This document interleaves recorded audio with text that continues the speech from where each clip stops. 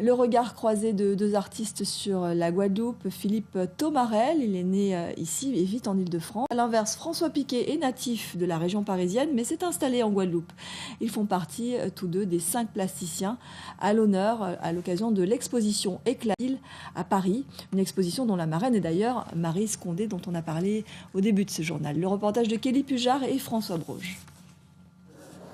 Prendre le temps de visiter l'exposition Éclat d'île, c'est prendre un risque, celui de tomber sur un coup de cœur. Dans cette toile-là, écoutez, j'aime énormément le regard de cet homme qui me dit n'oublie pas, n'oublie rien. Je sens qu'il a souffert, mais en même temps, je sens qu'il veut me transmettre une force. Et c'est ça que je trouve admirable. Un coup de cœur pour les créations de Philippe Tomarel. L'artiste peintre vit dans l'Hexagone depuis une vingtaine d'années, mais ses rêves le ramènent en Guadeloupe, sa terre natale.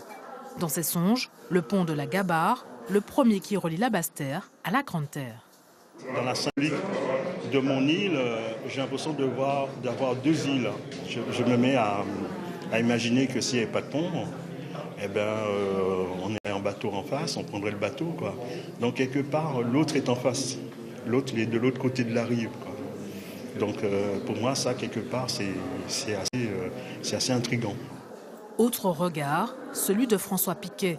La première sculpture du francilien est née sur la friche de Darboussier, l'ancienne usine à sucre. Une révélation pour l'autodidacte stimulée par la profusion des matériaux, comme les lames de fer. Ce sont des lames qui servaient à faire les cerclages des tonodromes de l'usine Darboussier. Donc c'est un matériau très symbolique de l'histoire de la Guadeloupe, de l'exploitation de la canne et de toutes les atrocités qui sont allées avec.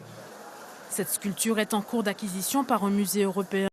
Preuve que l'art contemporain antillais s'exporte avec ses ambassadeurs, Chuck One, Marielle Plaisir et Jean-Marc Hunt. 5 plasticiens racontent leur île jusqu'au 23 octobre.